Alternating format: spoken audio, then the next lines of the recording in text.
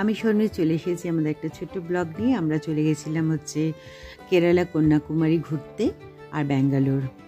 আমাদের সকাল 6:40 আমাদের প্লেন ছিল। আমরা বেরিয়ে গেছিলাম প্রায় রাত্রি 4টের মধ্যে আমাদের ঢুকতে হয়েছিল। যাই হোক, এরকমভাবে আমরা প্রথমেই আমরা ব্যাঙ্গালোর থেকে আমরা ত্রিভেন্দ্রম আমাদের গাড়ি ছিল। এবারে গাড়িতে করে আমরা প্রায় 1.5 ঘন্টা টাইম নিয়েছিল। আমরা একবারে সি বিচের ওপরে ছিলাম, হিন্দুস্তান বিচ রেট্রোট। অপূর্ব হোটেলটা ছিল। একটা রাতি ছিলাম আমরা।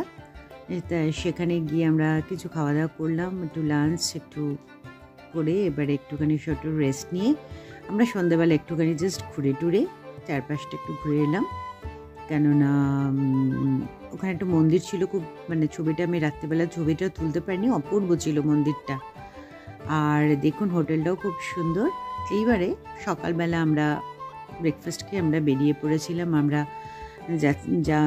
আমরা তারপর দিনকে আমরা কোভালাম বিচে যাব বলে তার রাস্তায় আমরা এখানে গেছিলাম, যেটা হচ্ছে জটায়ু আর্ট সেন্টার। সেখানে আমরা পৌঁছে গেছিলাম।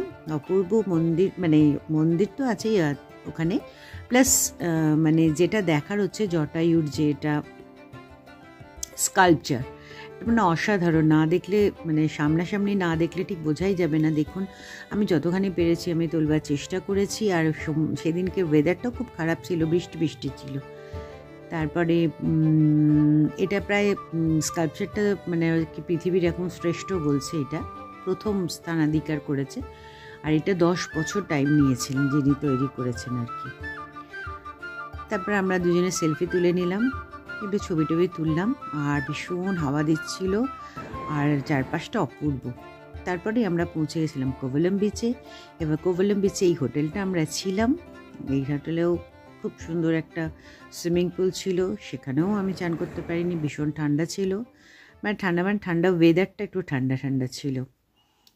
তারপরে আমরা সাইট সিনে বেরিয়ে গেছিলাম। সাইট সিনে আমরা প্রথমে গেছিলাম হচ্ছে আমরা হচ্ছে একটি মন্দিরে গেছিলাম, যেটা হচ্ছে আপনার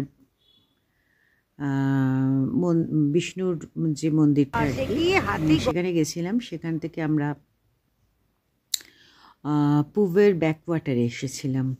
পুভের ব্যাকওয়াটারে এসে আমরা এই এক্সপিরিয়েন্সটা আমার খুব ভালো লেগেছে। আমার ভীষণ জলে ভয় লাগে, তবুও আমি এখানে চড়েছি, আমার খুব ভালো লেগেছে। সামনে থেকে আমি দেখেছি সব কিছু, ভয়কে জয় করে। যাই হোক, তারপর আমরা দাঁড়িয়ে নারকোল না আর কি ডাবের জল খেয়েছি, ডাবের শ্বাস খেয়েছি। আর তারপরে আমরা সন্ধ্যাবেলা এসে আমি একাই চলে এসেছিলাম বিচে। আর বিচটা অপূর্ব লাগছিল সন্ধ্যাবেলাটা। সূর্যটা একবারে আস্তে আস্তে ডুবে যাচ্ছে, আর কি সূর্য সানসেট হচ্ছে, অপূর্ব। তারপর আমরা একটু ঘোরাঘুরি করে একটুখানি ছবি তুলে স্টাইল করে একটু ছবি তুলে তারপর আমরা পৌঁছে গেছিলাম তারপরের দিনকে একটা মন্দিরে, যেটা শিবের মন্দির, সমুদ্র নিচে আর ওপরে শিবের মন্দির। ওইটাও স্কাল্পচারটা অপূর্ব। তারপরেই আমরা কন্যাকুমারীতে পৌঁছে গেছিলাম। যে আমরা হোটেলে ছিলাম সেই হোটেলে আমরা গিয়েই প্রথমে এই ময়ূরের দর্শন পেলাম। আর এই ময়ূরের দর্শন পেয়ে আমি তো ফিদা হয়ে গেলাম, অপূর্ব লেগেছে। আর সামনে থেকে এরকম ময়ূর, অপূর্ব, কি সুন্দর পাখনা। যাই হোক, তারপরে আমরা উপরে উঠে গেছিলাম, যে টাওয়ারে উঠেছিলাম আর কি, ওয়াচ টাওয়ার যেখান থেকে।